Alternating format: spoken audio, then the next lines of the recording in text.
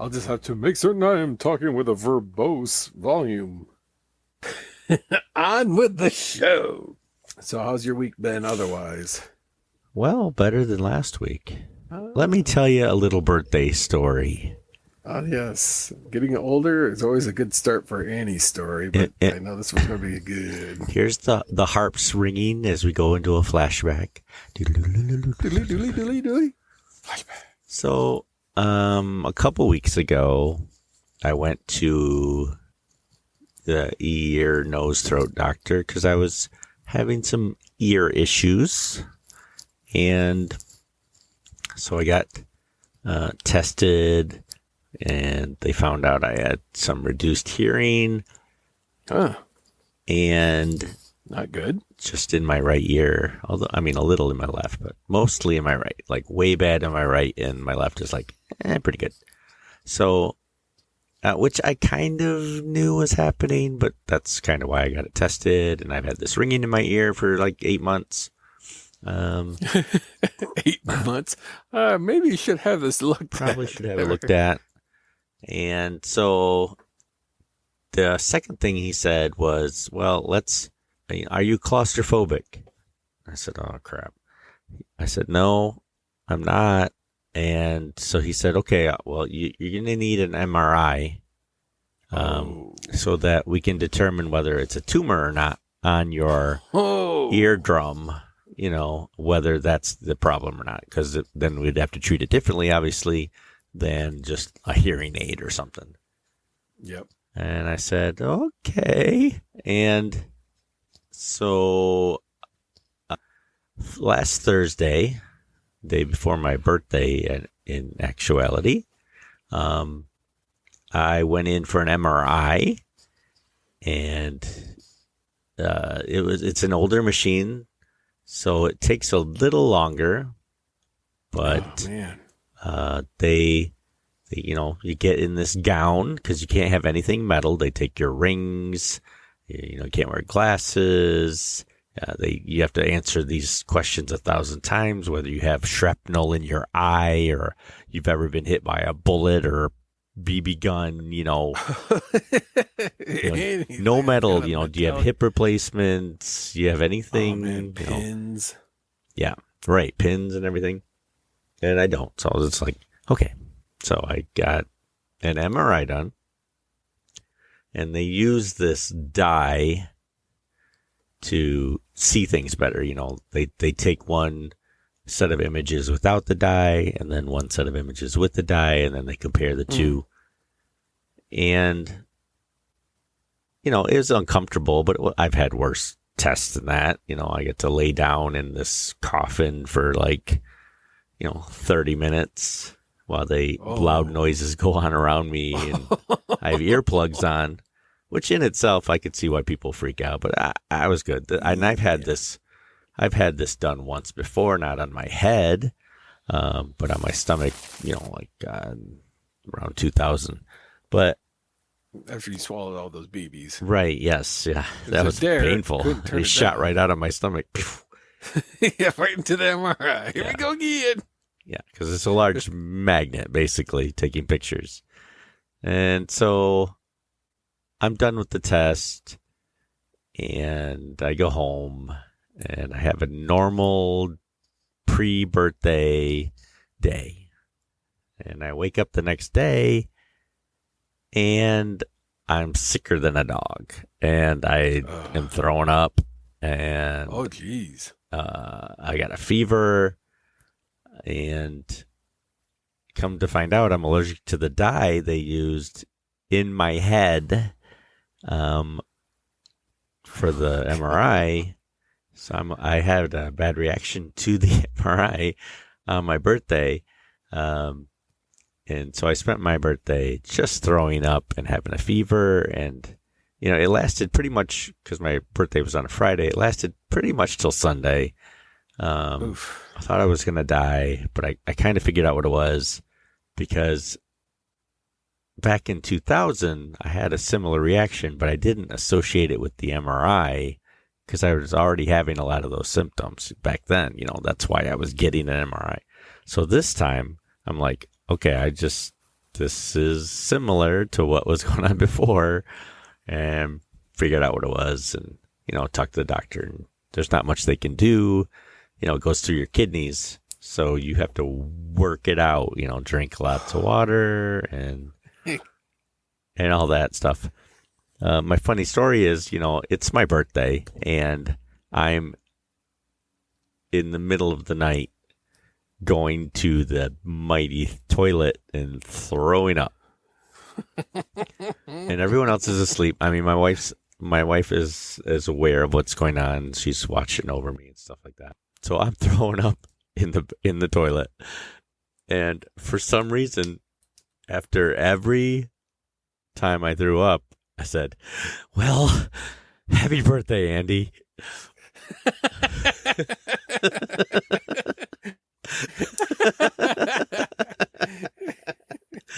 Happy birthday.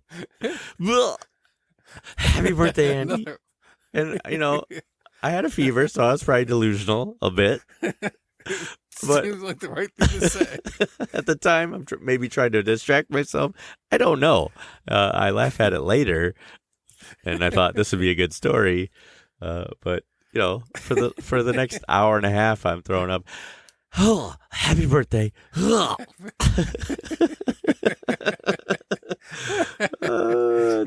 Oh my gosh. Is this what turning 52 is like? I'm like crazy stupid, and it's like, oh, my body is breaking down, and my mind is apparently too. You're listening to And This Is Why I Love Comics. Andy and Mike. Andy and Mike.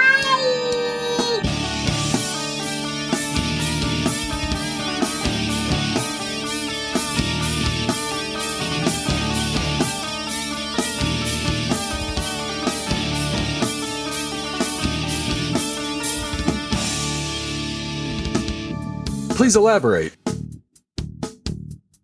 And welcome to another episode of And This Is Why I Love Comics? Medical questions? I don't know. Lately, it's been that way. Like, do we really like comics? Right.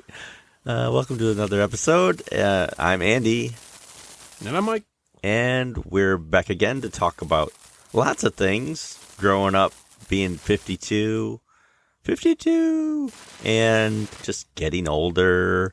My friend Mike's with me here, and he also is going to be 52 in about a month. We'll be the new 52. Oh, the new 52. The weekly series 52 was really good with Grant Morrison. Yeah, so we're here. Welcome to the show. We are old men talking old stories, reading new and old comics. And we talk about whatever we want to do. And if you want us to talk about something, let us know.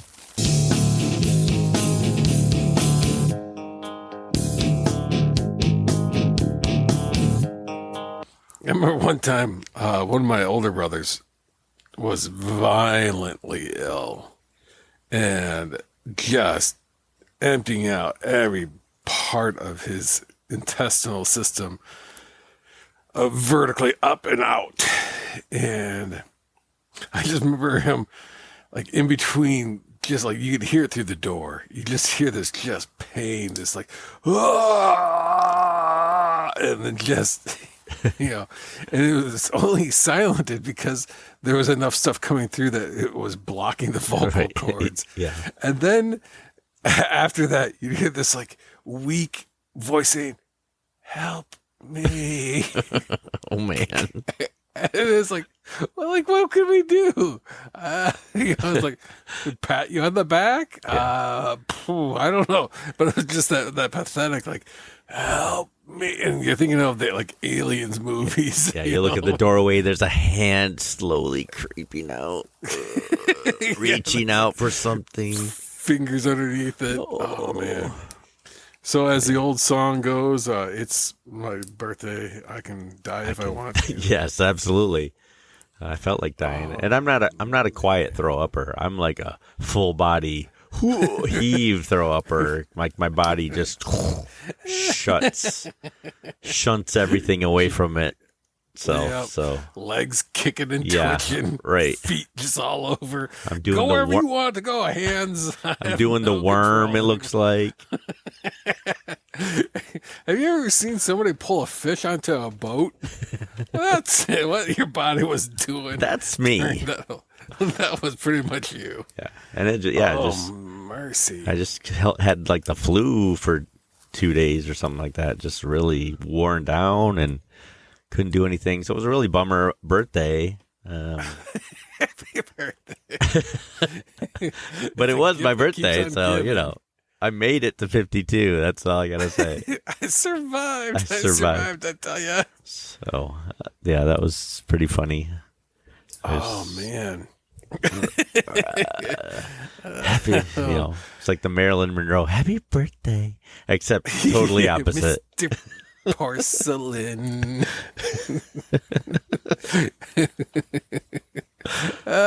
Mercy.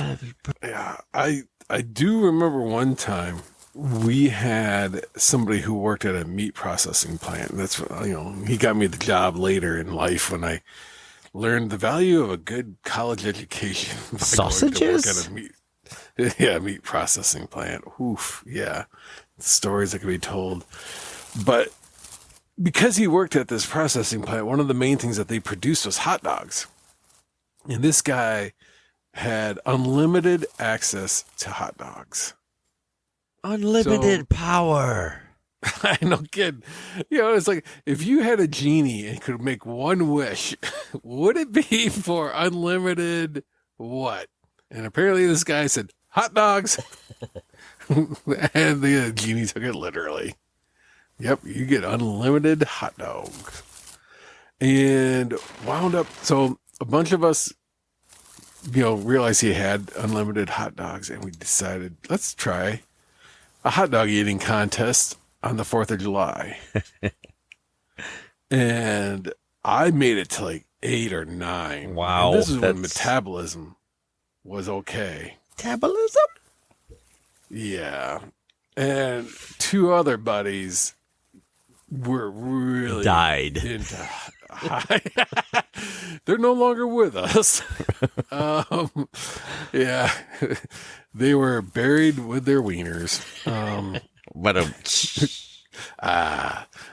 No, they got into the teens, and I remember, I think it was like 15, 16, and then one of them was like going, like he got like a good third of the way through this other, and all of a sudden you just heard him go, "Huh?" And I was like, uh-oh. And it was like Stand By Me. That's the story within the story. And as soon as he made it, he turned, made 2 paces towards the bathroom, and just like every hot dog came up. And it was like he was just puking up nickel shapes, man. There was just plop, plop, plop, plop, plop, plop, plop, plop. And it just like, it hit. And then the rest of us were like, oh, and right.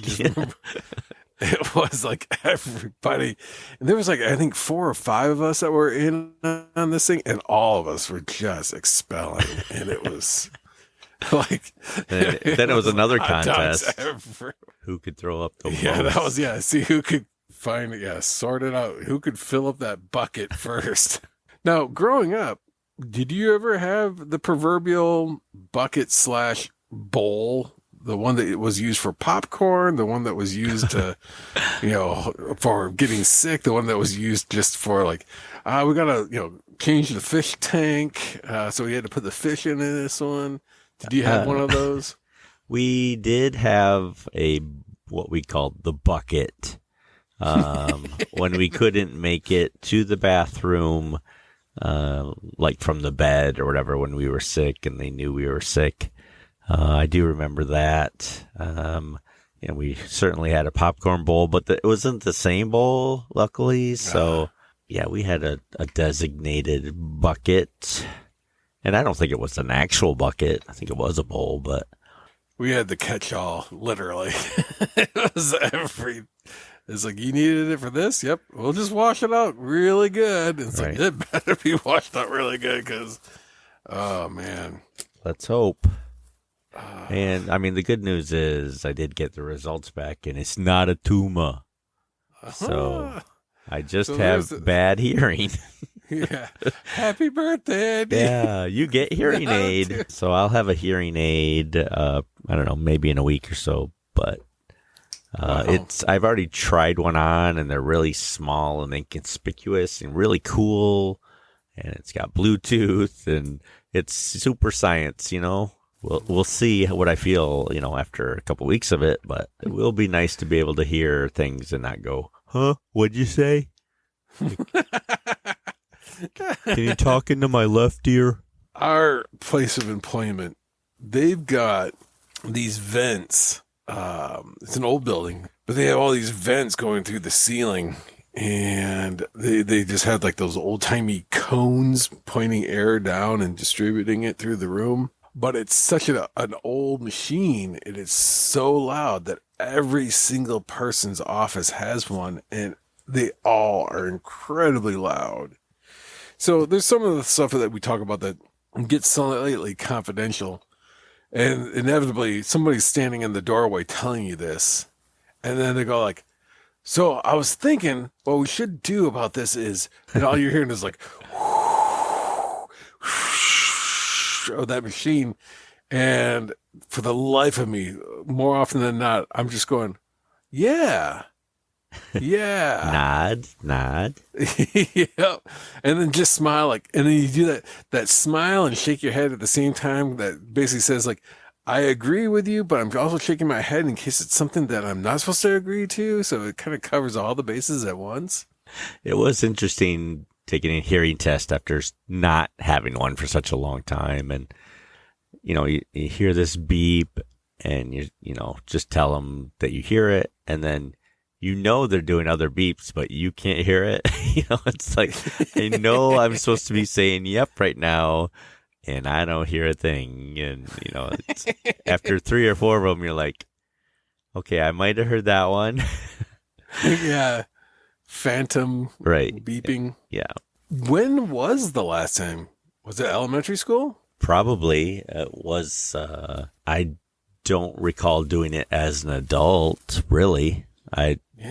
No reason to really at all. So probably, elementary school, something like that. And I know I listened to a lot of headphones as a teenager, especially I used it as a sleep aid going to bed. So it's very possible that I was just this loud rock music and, eventually wears on your you. brain. That didn't rot your brain. It actually rotted your hearing, your ear canal, apparently. Yeah. I mean, I worked in a factory for a couple of years, but nothing too loud. Not typical factory. And then I worked in insurance, so that's certainly not loud at all. I mean, like they said, some of it's just age, some of it could be medication, and what was interesting was the seeing your brain. I finally had proof that I had one or have one. Sorry. And just rolling around in there, they were able to find it. Right. And it was, it was pretty normal looking, they said. So there was a couple spots they could tell. It was interesting that I suffer from migraines because there was a spot on there that was a different color. And they said, that's probably from migraines. Do you suffer from them? I said, oh, yeah. So that was interesting that they could tell on my brain. A little unnerving. I don't think I could do the claustrophobic MRI, especially. I know they have new ones now that you can stand up. Or have a seat and some that are just open around your head, so you're not being slid into that very confining tube. Yeah, I told myself I'm not claustrophobic, and to make sure that I didn't freak out, I just kept my eyes closed, and luckily enough, like there was an airflow, so it didn't feel like still air and stuff like that. So in my mind, I was just, lounging on the beach somewhere with the wind. That's a hard pass for me. I don't know. Even if I had my eyes closed in my head, I'd still know that is like right outside, that I couldn't move my arms. I couldn't. Do they strap you down at all, or is it? They just do like not. You set your head in. you set your head in a spot, like they have a little head area, and tell you not to move, and they trust you not to move. They don't strap you down or anything like that. But I mean, they don't want you to freak out. You could leave at any time. You could just say, "Hey, I want out," because they can hear you. But I was going to ask, is there like an emergency ejector seat which spits you out like a bullet? no, but they do hand you a collar on your hand, and you can squeeze it, and they'll say, "What's wrong?" And you can tell them, "Get me out of here," and they'll just send you out. Because I'm sure they deal with freaking out of people every day. I'm a pro. I've had 2. You get some frequent flyer miles for that? Right. Yeah, I think I'm done having them, though, if I have an allergic reaction to the chemicals. So yeah. I think that was my last. It's amazing because, some of that stuff, I know, they would have, I think it was a barium was one of the old, chemicals. Old liquids, people, yeah. And then that would flow through your whole system. And I was like, man, some of the stuff, that's radioactive, That's barium. Right.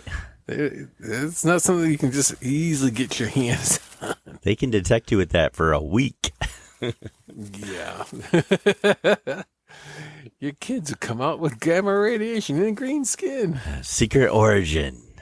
Yeah. What happened? Well, my dad had an MRI. An MRI and got some radioactive substances. I mean, there's been stranger origins.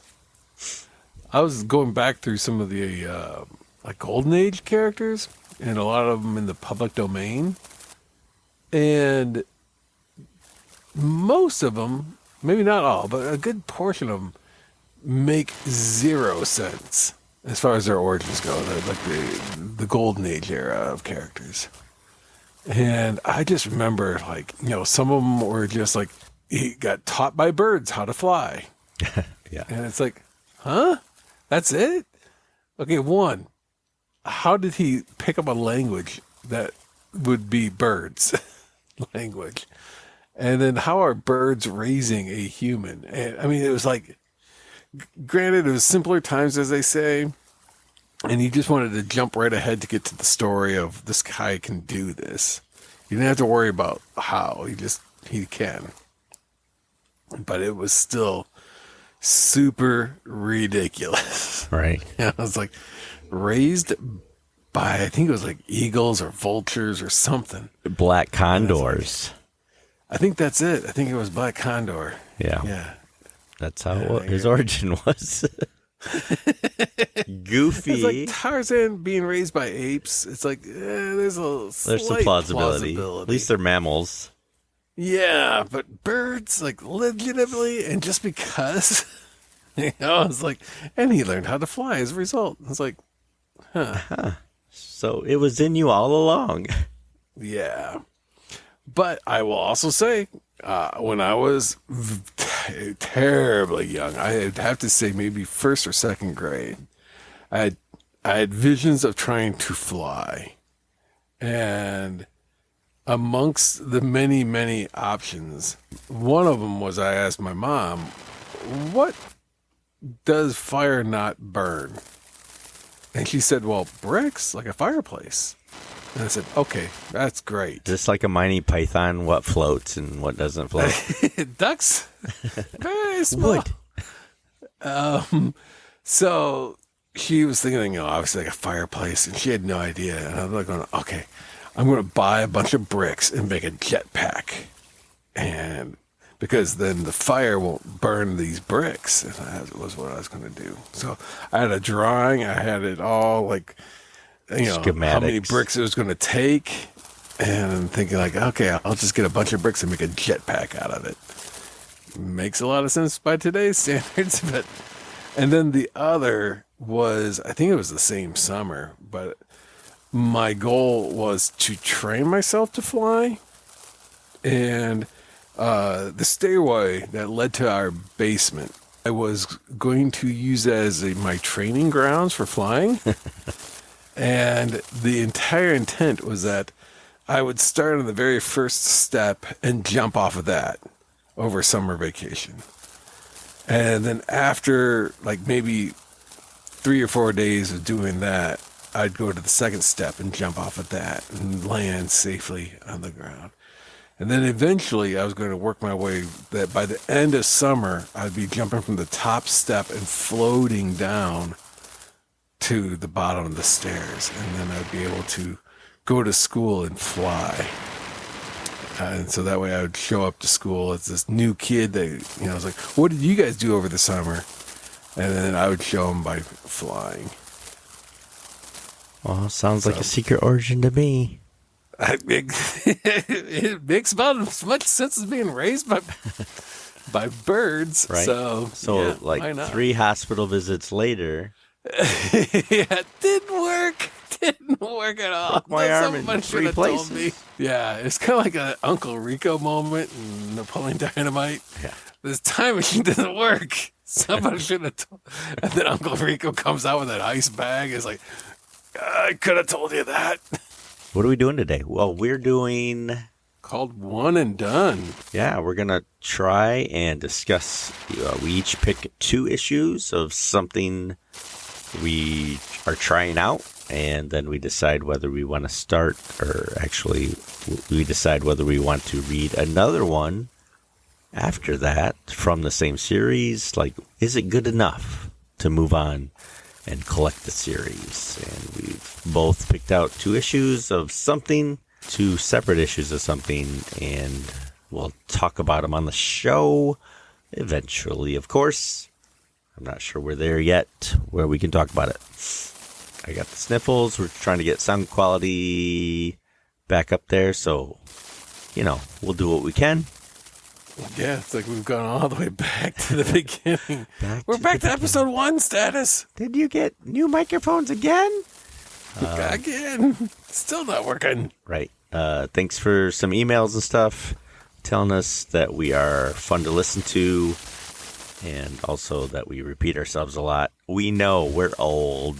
It's part of our shtick. Give us yeah. Some people call it dementia. We call it we call it filling time. Yep. When you don't have a reminder of what you talked about before. Right. You should put like a checklist together. It's like, okay, we've talked about that. Don't reference this again. Right. I've actually started to listen to our episodes and take some notes about what we discussed when, and I'll send you a copy when I'm almost done or done. They used to do that in comics all the time. It was like, that was in Avengers number 73. It's like, what happened to Iron Man? It's like, to catch up on Iron Man, read Iron Man Annual 3. 4. Yeah. It was pretty cool. I always appreciated those. Like, it kind of helped give a little bit of continuity and tied the whole place together a little bit. And if you're new to the show, this is what we do. We hope you have fun. Do you got any funny stories to tell, Mike? Apparently that MRI took a little bit more out of you than you thought. The magnet just kind of took your sense of direction. Exhausted. Oh, nothing really hilarious. It's throwing up and wishing yourself a happy birthday. I can't top that one. And you shouldn't. Yeah, that one, I'll kind of leave you with that. But my gosh, I can only, sympathize at best. But mercy. You can only get better from there. I joked with my wife during that. I said, I've had worse birthdays. Not many, but I've had worse. Yeah. As long as you didn't say, anything like, at least this time it wasn't your cooking or anything like that would get you into trouble. It's like, oh man, and I'm just thinking about the kids. Now, at any point, did your life flash before you during that whole sequence? Absolutely. I'd be lying if I said I didn't think I was dying at one point, and thinking, this is how I'm coming for you, Elizabeth. Holding my chest. Sanford and Son reference.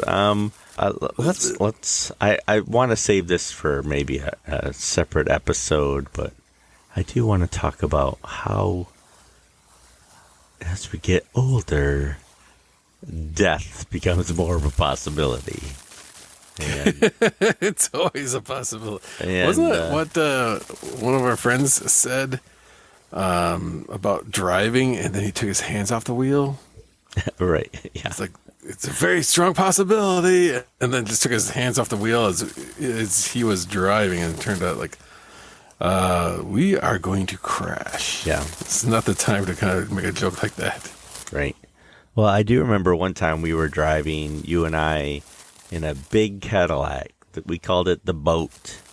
And for some reason, we picked the worst weather snow day to go see a movie on 28th Street here in Kentwood. And we were driving down one of the busiest roads and one of the worst weather conditions ever. And we did a 360 in the road. You'd think that would have been like, a vehicle of that size. It's like that thing was as stable as it could come, but for No, I mean, I still felt safe. Like if we were going to hit anything, it was going to hurt them, not us. yeah. I mean, like from the front of the car to where the passengers of the car were at completely different time zones. But yeah, it was at least a quarter mile.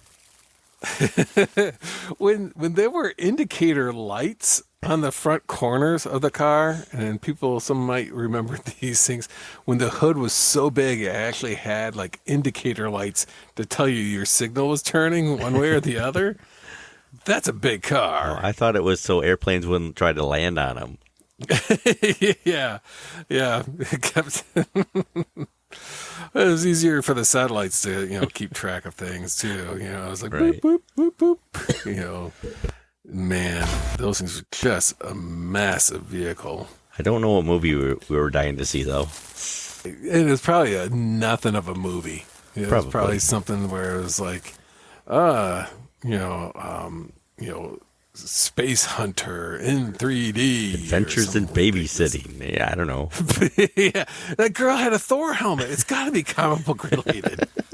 I remember thinking like, oh, this is about as close as we're ever going to get to a Thor movie. I'm going to throw this back at you. Speaking of Thor in previous iterations, remember the Trial of the Incredible Hulk, the TV movie? And they were obviously, a lot of these had like what they call those backdoor pilots or something like that, where it was like they were trying to make a Thor TV show, and they also had a Daredevil episode in the same one. I think it was It was the same Trial. one. Yeah, I recently saw that episode. That Thor, I remember going like, it was already kind of a struggle to kind of go like, well, the Hulk doesn't do Hulk things, but maybe they'll do Thor right. And it's like everything they could have done wrong, they did wrong with Thor. It was the 70s. Yeah, there was a lot of things, but that theme song at the end of the movie, of every episode, that is forever synonymous with depression or anything bad going down. It's like, just listen to the Hulk theme song and it just kind of complements anything. It's like, like you could have been, having a birthday, throwing up, and you could just hear that dun dun dun dun dun dun dun dun dun. I would openly weep every episode. The best scene, and even as kids watching this, is like, what is going on? The villain hops on a helicopter, and the helicopter's all of like 10 feet up in the air, and both the Hulk and Thor are right next to it on the ground going, oh, and they're just screaming at it because of how mad they are that the helicopter got out. It's like they could even, as humans, jumped up and grabbed the helicopter. But I'm thinking like the Hulk, who can leap miles, Thor, who can throw his hammer and causes him to fly as a result. These two characters could have easily, like a helicopter, no problem. Even Thor could have just thrown his hammer at it. But in this thing, they just stood there yelling, like, oh, I can't believe it. Oh, he's getting away. And that was it. Oh, terrible, terrible, terrible. No way. And then that was kind of it for me. Like when I realized they're never going to be able to make a good superhero movie. And then computer animation came into the equation and changed quite a bit. Right? What are they going to do now with AI? Oh, man. And a writer's strike, they're just going to let the computers run it. Might as well. Might as well. Now, have you ever read, or you remember reading American Flag, right? Of course. And how freakish is that? Because, I mean, the whole premise of Howard Chaykin's American Flag, written, I think, in the mid-'80s, wasn't it? Or yeah, it was mid-'80s. Yep. Was that he wound up having to join the quasi-police force because he was a Hollywood actor and got replaced by basically artificial intelligence. They had enough to basically, now what's called a deep fake, and they had enough footage that they didn't need him anymore to act. They had a generated version of him. And it's like, that was in the 80s, and now it's like, yeah, we're kind of doing that. We're, doesn't matter if Peter Cushing is gone. We can replace him. We got a CGI, a deep fake. Carrie Fisher? Yeah. You want a younger version of her? Certainly. Okay, here you go. Do you want, young Luke Skywalker? By all means. And I remember, in a less than popular movie, Sky Captain in the World of Tomorrow, Laurence Olivier apparently showed up. And, I mean, he had been gone for quite a while at that point. And so, yeah, it's just kind of startling to think about, like, how right Howard Chaykin was and how things had been changing pretty much very rapidly over the last maybe 5 years, 10 years at most. Yeah, it'll be interesting where it goes after this, the next decade, whether we start worshiping our mechanical overlords or, because it could really go either way, flip a coin. Something bad's going to happen, and then people will have to make a decision on whether they do it. But, oh man, are we down today, or is it just me? I think I'm down today. I think it's a little bit of both. Yeah, it's going to be an interesting time. We'll see how it all plays out. We'll actually see it. How it all plays out. So getting back to the one and done, last time we both kind of picked random issues. I think I picked like issue 1 of a couple of different titles just to kind of give us how does this start and what do we continue to read? On my end, I had picked out a bunch from that stack of comics I got recently. I went to a place called Galactic Greg's out of Valparaiso, Indiana. And they had a good 10 to 15 long boxes of just dollar comics. They were in alphabetical order for more or less. Basically, first letter is what determined what area it was put in. So Superman was mixed in with Supreme, which was mixed in with Savage Dragon, but they were all in the S's. So that made it a little easier. So I went through, bought some 60 some odd issues all at one time. Hadn't done that in probably decades, really. And so I thought I will make use of this and grab a couple of issues at random out of that stack. So they were kind of not really picked with any rhyme or reason other than I had just recently acquired them. So how did you come to your book selection? I noticed neither one of us has a free comic book day story.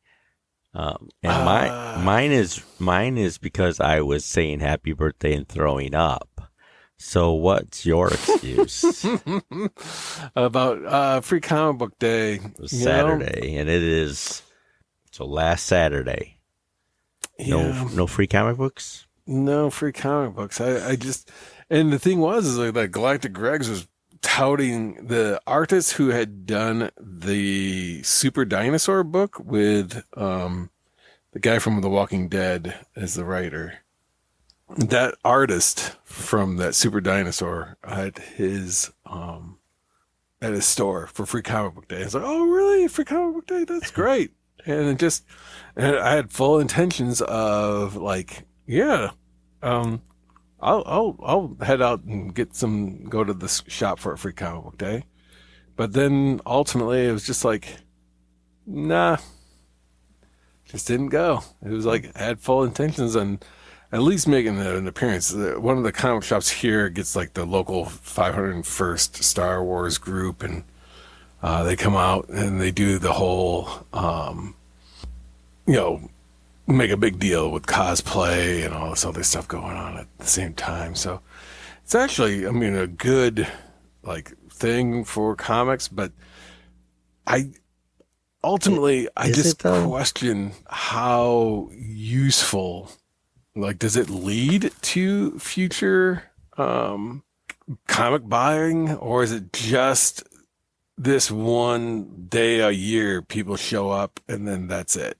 You know what it does? It's good for the brick and mortar comic shop because they can get people in the door and maybe buy something else, which is great because, our local ones here, Tardy's Collector's Corner had a line of people and they had events going on and sales.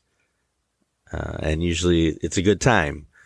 But I do think Free Comic Book Day has become, just like everything else, is just a bunch of scalpers trying to grab as much as they can and then selling them on eBay for, like, not all of them, but, here's first appearance of so-and-so, or, they just jack up the price. And if your store only had like 5, here's the rest of the comics that you wanted, but here it's each one's $10. It's a crazy market right after Free Comic Day. If you look on eBay, it's just like everything is superly high priced, way too much speculation, and it's just kind of crazy. Like, I could see 10 years from now, if somebody's trying to look for this one free comic, how it would be rarer to get. But, just the same books, the same year, and a day afterwards, and they're on eBay for $10. Like, what? It's a free comic. Yeah, the store had to buy it, but you didn't. So, you turn around trying to make a huge profit out of something you got it for free. It just seems a weird.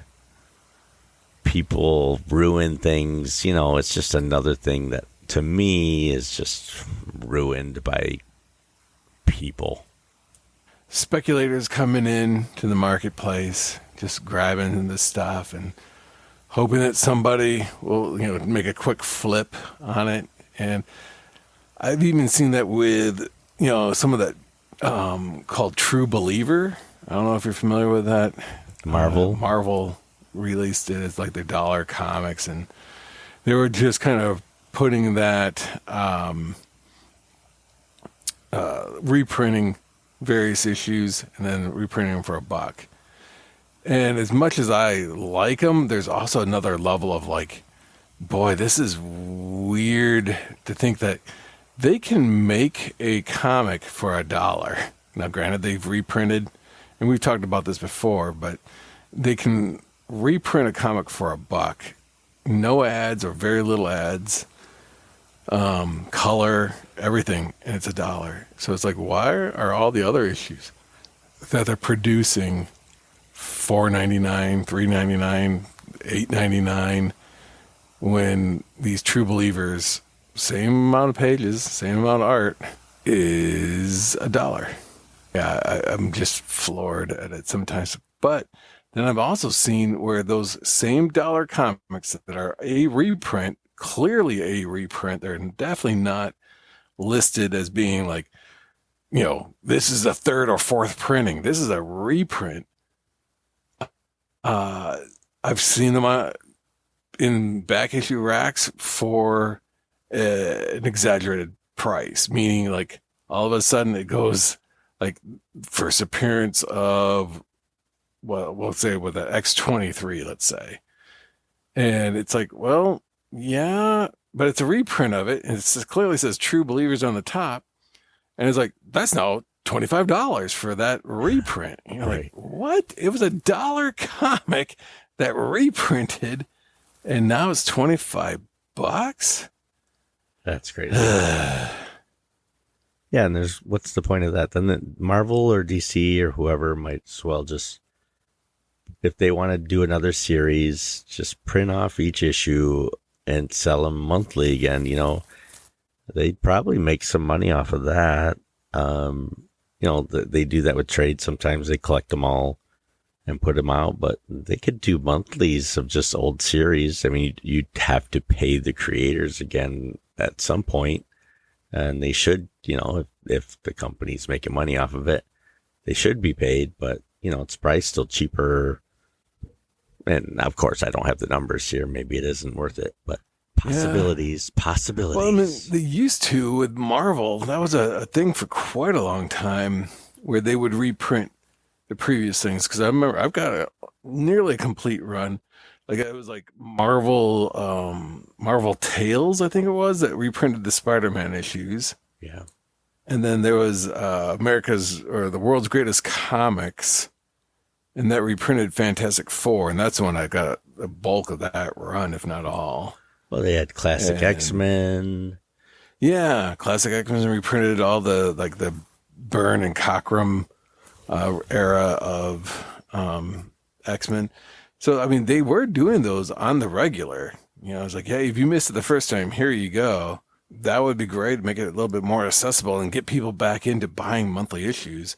Because one of the things, and this is where I do like the dollar comics bins, is that I am more willing to experiment on the dollar comic than on a $4 or $5 comic. It's kind of like I don't see, that the story progresses or it draws me in with such a high level that I can feel free to, I'll go buy the rest of these things at $7 a pop.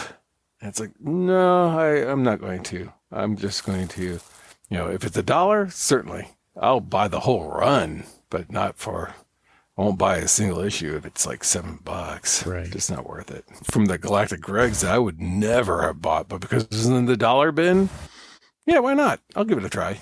Right. For $1, that to me is a sweet, a comic for $1. Even if I won't like it, because maybe I will, but for $1, I'll take the risk. That's very impulse driven. And that's something I think current comics, and with people, and the other aspect of it, and I think this is something that producer Tony even mentioned at one point, was creative teams flip-flop too much. And someone gets pulled from a book way too early. And so their story arc isn't done. And so if you got yourself committed every month to getting these things as they come out, all of a sudden everything changes on you. It's like, oh crap, I'm stuck. Whereas you could wait until it's either in trade, get it that way, or wait until that run is done and then find out whether or not it was worth it and then go back and get those issues. If I were to have known that, let's say, Justice League International, I remember that, like the artist all of a sudden switched out partway through it. It's like, crap, I would have stopped that way earlier, but we were buying things in advance and didn't know that the creative team had jumped on it. And I was like, oh, well, screw this. Right. Yeah, exactly. I do remember last time the one and dones, I got, I think it was Promethea I tried. I don't remember the other one that I didn't try, but I did recently at a dollar bin pick up a bunch of Promethea, like after one, but before, like the top first 10 or something. So I do look forward to reading those some more. For this time, I picked up an issue 1 that I'd heard was pretty good. And it was by Mark Waid. And so I picked up Batman Superman World's Finest. This one, for some reason, has Jerry Seinfeld on the cover driving the Batmobile with coffee. That TV show he does. And then the second issue, I just grabbed a part 1 of a storyline. And it was from another DC book, this time from Rebirth, Green Arrow. It's number 6, Sins of the Mother, Part 1. And these were dollar bin finds. Actually, I think I picked the Green Arrow up to see if I could get it signed when I go next Saturday to meet Arrow Stephen Amell, or Amell, I think, with my sons, and that'll be fun. Oh, don't get me started on May and graduation and all that stuff. It's going to be a crazy month and going to go fast. It already is. You know, I think my body shut down last weekend and just said, "Hey, slow down and happy birthday." So those are the 2 I picked. I know they're DC oriented, but next time I'll just do some Marvel ones. You know, I'll balance it out. Don't you worry, listeners. The 2 books I grabbed completely, like I said, randomly. So they are in the middle of the series in one, and then the final issue in the other. I was like, well, that kind of crap. But one is Talos from Image Comics with Mike Wierengo's art, and he assisted with the story. And then the other is Ultra Mega, which is a kaiju, kind of like a very grim, dark version of Ultraman. And it was issue 4. They were all like prestige issues, so issue 4 of Ultra Mega was the final. Volume 1, so it does leave it at a cliffhanger. Well. But, yeah, previously I did that. Oh, man, the Wolf Boy or Wolf Man or whatever, the astounding Wolf Man. Wolf Man. And then, and oddly enough, the guy who did the Super Dinosaur also did the art on that one, too. Super Dinosaur. Galactic Regs for Free Comic Book Day. What company does that one? Okay, with Talos, that was obviously Image, but I guess at some point it went to Gorilla Press for a couple of issues, and until that company folded, and then it went back to Image. So there was like a 10-issue run, then several one-shots after that. Unfortunately, Mike Wierengo passed away at some point, and never did get to complete like what they were hoping to do. So a lot of those one-shots were done by guest artists, which is a little, it's terribly unfortunate, way too early, but I loved Mike Wierengo's work on the Fantastic Four. One of the few times I really enjoyed the Fan Four books. That one had Mark Waid, who wrote your World's Finest, did that run on Fantastic Four. Nice. But Talos was by Image, and this Ultra Mega technically is by Image, but it's through their Skybound imprint. Love giant monsters, always have, from the old Godzilla to Gamera, who is a good turtle. He is a friend to all girls and boys. Ultraman, loved Ultraman as well. Any of those giant battling robots, the Shogun warriors that came through. So Ultra Mega by James Herron. He created it, he wrote it, and he drew it. Has a very, very dark an interesting art style. The colors are amazing.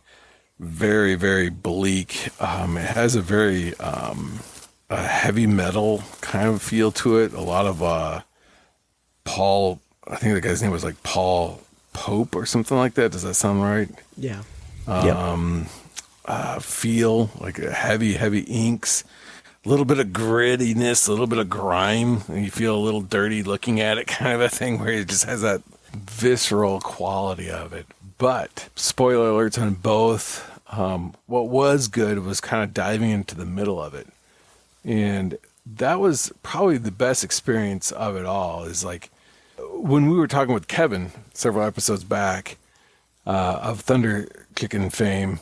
He talked about he just bought some comics and kind of picking things up. And I got to thinking, what would it be like to just buy a book midstream? Not starting at issue 1, but buying something at midstream. And that's where it was kind of like, let's just go ahead and buy a comic in the middle of a run and just read it and see if I can pick it up wherever it is, if I can follow along. And ultimately, would I read any more, or would I have called it quits? So this was kind of interesting with jumping at number 6 and number 4. Number 6 was Talos, and number 4 of Ultra Mega. Nice. Now, it says on our website, you did The Astounding Wolfman and Fatale. Oh, yeah. Oh, man, that was a good one, too. Because that was a Ed Brubaker, Sean Phillips murder mystery-ish, but mostly like a Cthulhu component as well. It was a fantastic series. I did wind up reading all of those.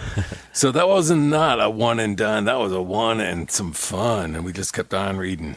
Yeah. And I did DC's Judge Dredd and ABC's Promethea.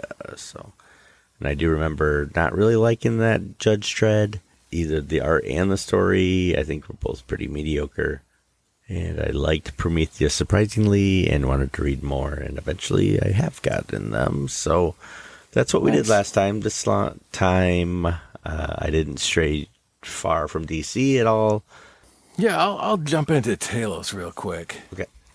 Obviously, Mike Wierengo, cover, interiors, brilliant. We because haven't talked about him that much. What's that? We haven't talked about him too much, but... No.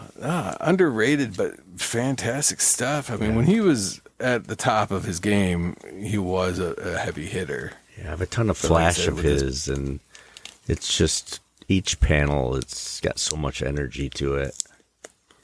Yeah, very cartoon, but not like overly cartoon. I mean, he can be. But what was good about this is, one, Talos feels like somebody basically drawing their role-playing game session. Nice. I can surmise the whole thing. It feels like I'm reading somebody who's like going, that was a great game last night. I'm going to now make that into a comic book. Because it is very quest-driven. It's very... it's a fantasy world. The basics of it is that there's these two characters, one a young kid, and he's got a tiger companion. Very anthropomorphic tiger, I should say. And, they team up with these other people along the way. A pirate, a female pirate, a fox thief, and an elf male that kind of joined them along the way. In classic gaming fashion, they meet up with a talking dragon. But in order to kind of make it feel even more like this is somebody's role-playing game, as opposed to a like deep-seated Tolkien-esque philosophical story, the dragon's named Brad, and he's basically like a surfer dude who talks like a surfer guy, and it is an interesting take on kind of this dragon and the world of dragons. But issue 6 starts off with the tiger guy in pretty much at death's door, and they have to, after having a fight that must have wrapped up in issue 5, and then they dive right into trying to bring him to life or bring him back from the edge of death. And they introduce or reintroduce some of these characters that were from previous issues. So there's, some high stakes. There's a sense of destiny. There's a quest. There is a goal. And they talk about an amulet as like the key component. But the art's great. The colors are fantastic. The story is a lot of fun. Paul Mounts, the famous colorist, does the coloring for the book. Brilliant work overall. The character art is great. Very consistent. Story is fairly straightforward. There are some moments of like, what is going on here? Because like the main villain looks as if he just stepped out of a modern comic or modern times, because he's got like Doc Martens and blue jeans. And it's like, what? So maybe there's something that is in the story that makes more sense in the previous issues, but they don't explain how or why this kid, who's the main villain, is dressed the way he is. But it does end on a happy note in that the Tiger Dude, spoilers, after this came out in 1999, the Tiger Dude makes it at the end of the issue. So What? there's a lot of things that it leads to. There's a lot of things that it's hinted at. The problem was that this is during the era when they've obviously done away, and I don't know if Image really ever did have ads for anything other than their own books, but the comic itself is kind of short, and then there's 2 pages of a letters column at pretty sizable type, and it's like, wow, Gotta you fill really the need page to up. fill that up. But then there's 1, 2, 3, 4, 5, 6, 7, 8 pages of this book is dedicated to cross-selling other Image titles. That's a lot of books. But, originally this thing back in the day retailed for a whopping $2.50. No ads outside of in-house, as they call it, in-house ads to promote their own goods. But Right. I liked it. I liked the fantasy. It's a good departure from the classic comic book, the superhero comics. It had Mike Wierengo's art. I picked up several of these issues. I didn't get the full run at this store, but I did get like issues like 6, 7, 8, and 9. I think it ran to 10 issues, and then that was it of the original run. But I got like 6, 7, 8, and 9. So I got like 4 issues of it or something like that. From Galactic Greg's comics, but I thoroughly enjoyed it. I would recommend Talos to anybody who likes fantasy it's high fantasy. There's a lot of magic, a lot of magical creatures, but there's also a bit of humor to it as well, and a lot of anthropomorphic creatures. In fact, like there's Toad Squadron or Frog Soldiers are the kind of the cannon fodder of the book, as well as there's like a turtle that's the main wizard who's kind of the Yoda that told what was happening or what the destiny was to be. So Talos, it did have a website. It actually had 2 websites, and neither of those are working now. Dope. So can't even go back to take a look to see what happened to what was on the site, what they were promoting, or anything. It's just gone. So a little disappointed. I was kind of hoping, but they promoted the heck out of the website because in 1999, that was a thing to do. Websites were the rage. Yep. You had to have a website. To the one and dones. Yep. I'll pick one. I'm going to pick my world's finest Batman, Superman, Mark Waid. Dan Mora is the artist. And Tamara Bonvillain, which is a great name, did the colors. Aditya Bidihar did the letters. And Paul Hamiski is the editor. This is from 2022, May of 2022. Mark Waid, of course, who did some book called Kingdom Come. Never heard of that title. I Any never good? did either. I don't really want to talk about this book we've never heard. So, but he did keep some other on moving stuff. on. I like his Flash that he did way back when.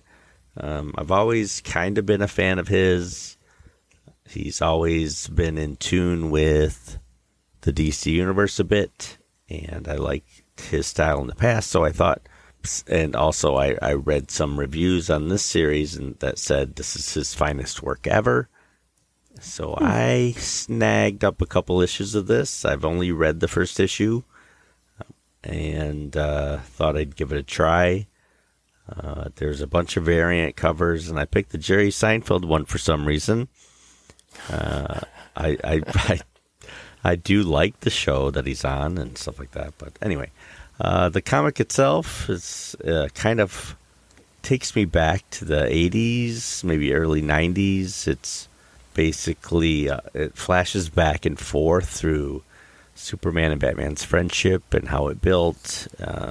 I do like Mark Waid's witty banter. His Robin is hilarious. You know, you see old villains, like you see Poison Ivy just trying to take over Metropolis. And yeah, there's an ultimate plan and stuff like that. But, it's just, hey, I'm going to go stop this villain. And here's Batman and Robin. and Superman, and then Metallo shows up, and you're thinking, these are classic villains. The art is really good. Dan Mora, I don't know a lot about.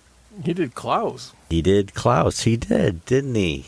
Oh, yeah. Yep. That might, all of a sudden, it all comes together and makes sense. Does, see?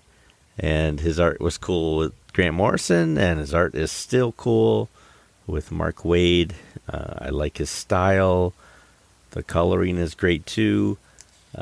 This basic storyline is, there's a group of villains that must be starting to try something against Superman, and Batman and Robin show up.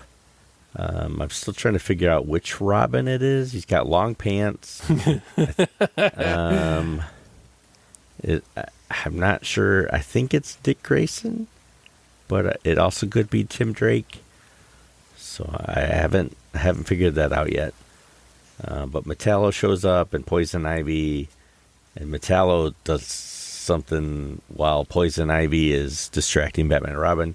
He douses Superman with a bunch of little chunks of red kryptonite, and each little chunk of red kryptonite does something different. So Superman's just like super flipping out, and just a whole bunch of variety of things are happening to him.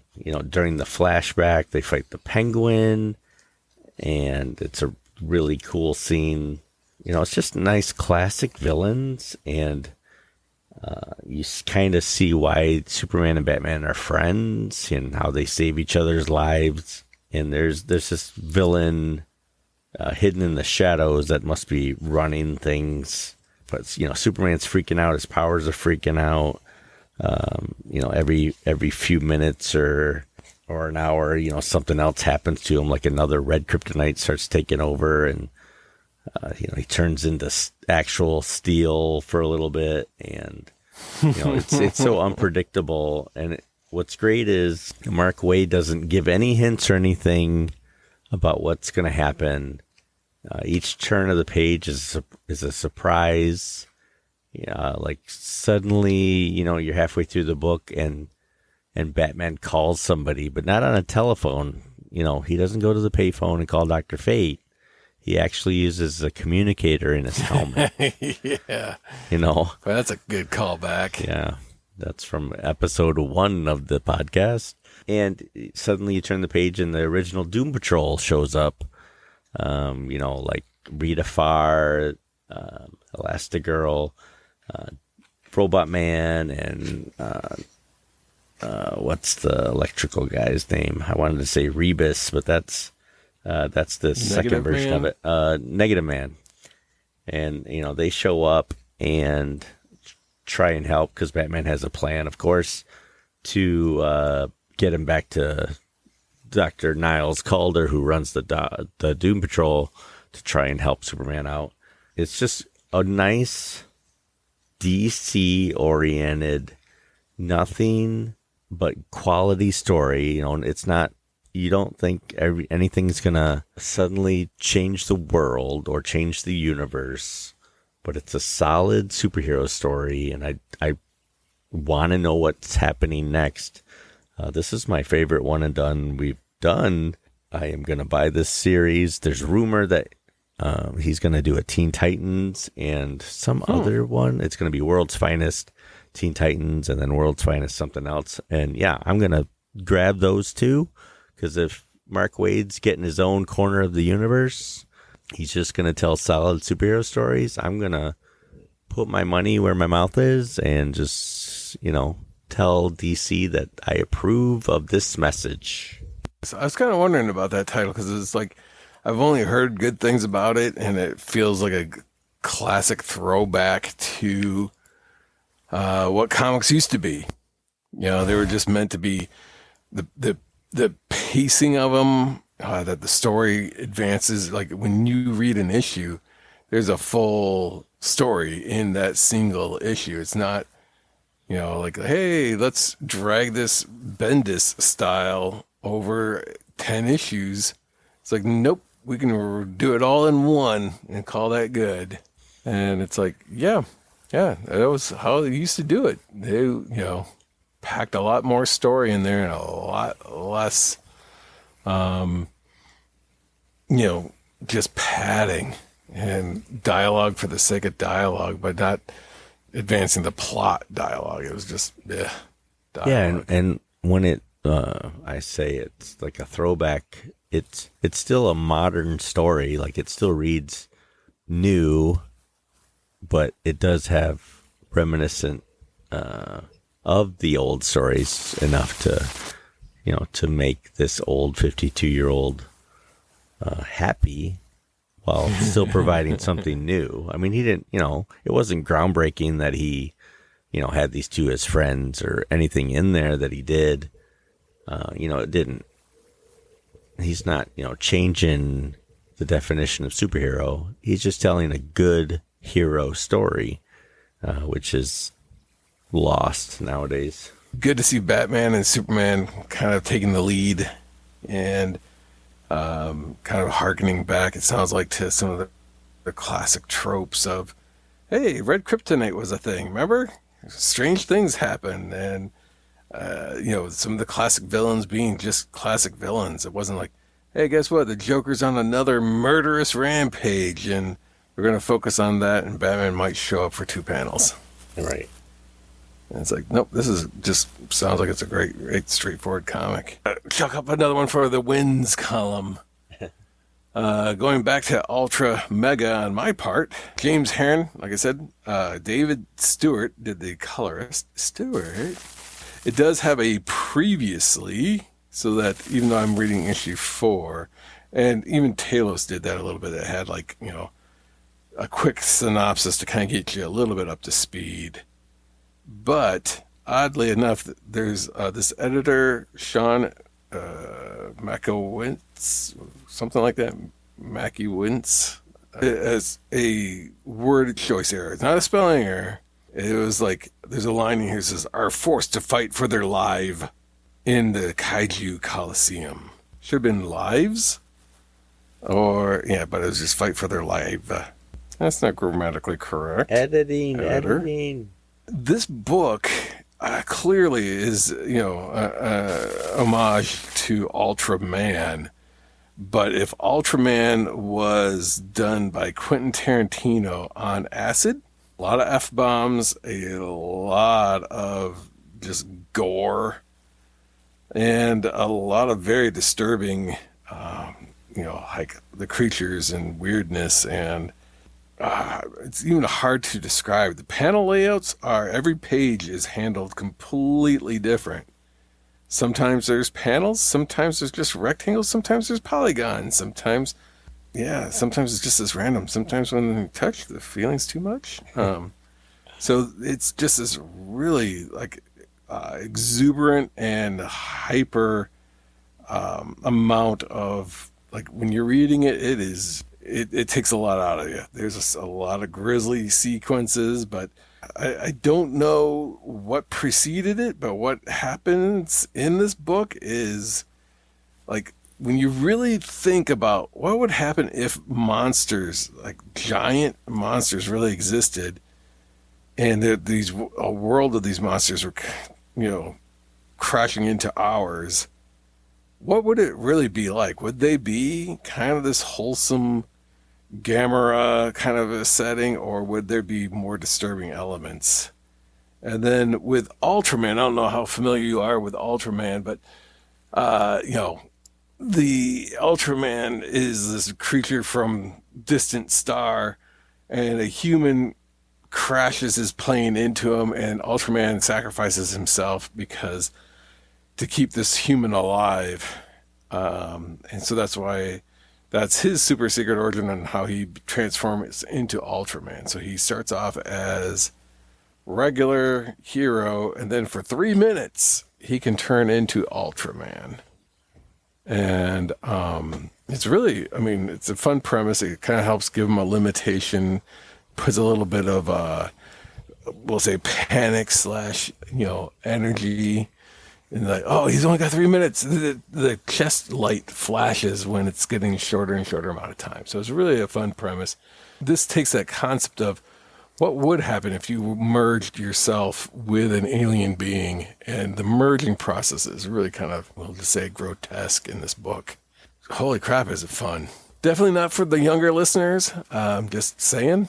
But the younger, it's not meant for them. We have younger listeners? Yeah, they just want to, it's like this. Listening to our podcast might be considered a cautionary tale. I don't want to be like them when I grow up. Yeah, it's like, learn your lessons. I don't want to be grumpy. I don't want to be so mean and just, They're depressing. Do they have to be cynical all the time? But yes. I mean, the colors are beautiful in this book. The illustration is phenomenal. The creature design is great.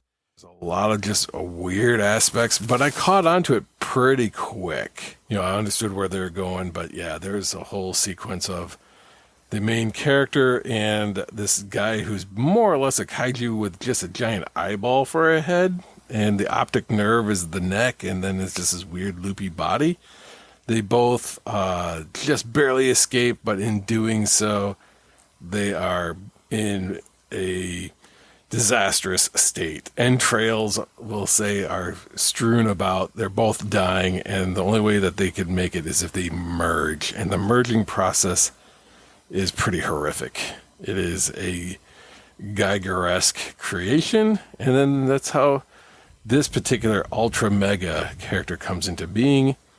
And it is a brilliant classic of like the pacing of most kaiju movies is the hero comes in at the very end pretty much and is outnumbered, gets beat up, and then somehow manages to pull it off at the end and saves the universe. It does end with them, the original Ultra Mega, coming back and giving a word of warning. And so Volume 1 ends on a cliffhanger. Brilliant. Enjoyed it. And I am going to have to go out and either... The one thing, and this is something that's a little tricky, I like supporting people that make books like this. I have no problems doing that. It's $8 an issue. They are somewhat in what used to be called prestige format, but it's $8 an issue. There's 4 of them. So simple math says that's about $32. No big deal. You go to Image's website. They did collect them all into one trade with some bonus features, and you can get that trade for $20. So it's like, well, crap. What do I do with this single issue I have? I'll probably just go out and get the trade and get all the extra bonus features to go along with it for $12 cheaper. Oh, yeah. Probably more than that. Highly recommend it. Suggest people go ahead and that are into kaiju at all and want a very, very different take on it. It is like, if you think Power Rangers is one thing, this is the exact opposite of Power Rangers on every front. I'm up next. Yes, sir. Sins of the Mother, Green Arrow Rebirth, number 6. Bum, bum, bum. I've liked Green Arrow. I liked Green Arrow, Black Canary, as I've said in the past.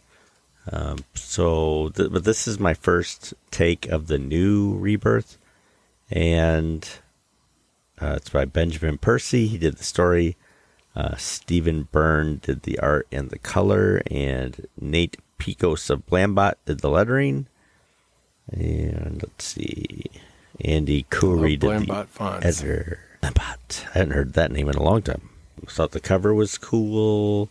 Has Green Arrow shooting off to the left, and Shadow, one of the other Arrow characters, shooting off into the reader. So that was pretty cool. The art was pretty good. There were some questionable panels. I think he draws people a little stout. There's one of the main characters is a teenager. He draws her good, but compared to the adults around, she just seems a little off. Like she's a little cartoony and they're not, almost at times. I don't think that's really what he's trying to do, but in my head, that's kind of what it looks like. Apparently, Oliver Queen has a half-sister, and I'm still trying to figure out the details of that. She is, of course, good at archery as well. She's working with Ollie to try and take down this big old, kind of like the Hand, kind of like Raja Ghul's assassins. They're called, I don't remember what they're called, but they're called something, all right? And she claims to be Ollie's new partner and also her half-sister. Her mom is Shadow, which is interesting because does that make Shadow... Well, no, it's half-sister. Oh, they have the same father. That's what it is. Oh. I've just figured it out. So Ollie's father and Shadow had this girl, and of course Ollie had parents that aren't around anymore, I think. I don't know. I'm mixing up with the show now, but he's training her to be a spy, a spy-ish superhero, and Shadow's hunting her down to try and assassinate him. It's kind of remind me of the Shang-Chi movie. She enters the ring in some fight to try and show the people how much of a fighter she is. She dukes it out with this group and gets in after killing this guy in the ring. Her name is Amiko. She's trying to find her mom, Shadow. And that's pretty much the whole story. It's interesting. I do have actually part 2 and 3. I probably will read it. But just reading number 6, there wasn't really enough for me to say, oh, I should rush out and get the next issue. It seemed kind of like they're trying to make Green Arrow into the TV show Green Arrow. Like they're bringing the kind of elements of that Oliver Queen into this Oliver Queen. And I don't think that was really necessary. Maybe it is to modernize Oliver Queen a little bit and not make him quite the whiny liberal that he was. I don't know. I'm mixed on this one. I would say my instinct is that this is a one and done officially. And just, it was okay. But I think I was expecting something a little more different than the CW Green Arrow. And that's all I got was the CW Green Arrow. Yeah, I often wonder, kind of going back to what I was saying about being a new comic book buyer. If I were to just to buy something, pick something up, could I just dive right into it? Or would I be hard pressed to go this isn't for me. I just can't. I can't follow the story. I can't figure out where I'm supposed to be going from here. Any of that stuff. But then there's also that level of, hey, I just saw this really cool movie or this TV show. Is there anything more about this character?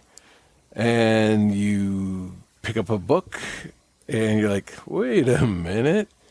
When Iron Man movies were crazy popular, the Avengers movies were insane. That was when Iron Man was not Tony Stark, but that I think Riri Williams or whatever her name was Iron Man. And it's like, can you imagine being a new collector going man, this Iron Man character is pretty cool. I kind of want to see if he got comic books. I'll get those. And then you pick them up and it's like, Tony Stark is not in there. I think if anything, it's there's a hologram of him or something. Right. Is he dead? Yeah, I think he was dead at the time, and he had uploaded his consciousness, and he became the suit. He was kind of in this suit. This makes no sense. And the same with Thor. I think at that time Jane Foster was Thor, and it's like, mercy. None of these comics that I'm like, I want to go see. I saw the movie. Now I want to go see the comic. And it's like, nope, that's not the character you saw up on the screen. Nope. So there are times where you do want them to align. You do want them to kind of, align themselves more effectively for new readers. But then it's really like which one gives way to which one. You want familiarity, but you just don't want copycats, or I don't anyway, but I don't know. Yeah, so, not too bad. Okay, so I had I had one and done and one great. You had 2 one and dones, and both of them are phenomenal. Wow. Well, if you have any comics you want us to read, any series you want us to try one and done, let us know. Email us at andthisiswhyilovecomics@gmail.com. Join us on the Twitter at andthisiswhil1. Thanks for all our Twitter followers so far. We really appreciate it. Keep up the good work. On Facebook, we're at And This Is Why I Love Comics Podcast. We're on the TikTok, but I'm not talking about TikTok anymore until we get some more followers. So join us there, or be square. I don't know. Support the show. We have a support link on our webpage. By supporting the show, you help us get new microphones and some other equipment, and not to our Kickstarter. What did producer Tony call it? Addict. Kickstarter addict. Yes. Yeah. So thank you, producer Tony. Let's see. Thanks, producer Tony, co-hosts Matt 2.0, Kevin, and Matt 10.0. And This Is Why I Love Comics, I'm Andy. And I'm Mike.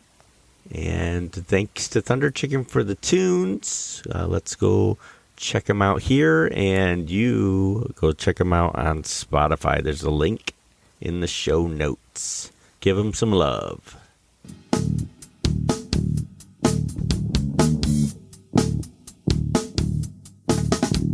And your supple chest is on me, and your skin melts around me, and your face is in between age and intimacy. And I would give you everything if I owned everything. As your tears bleed down, all my thoughts go down. Uh-oh. Lose you? Oh, I'm back. Okay. I thought you were saying happy birthday, Andy, again. Had to make a run for it. I got to do the sound effects for that. Birthday, Andy. That'll be the intro for the next episode. It'll be me throwing up with the happy birthday jingle in the background. It's my party. I can vomit if I want to.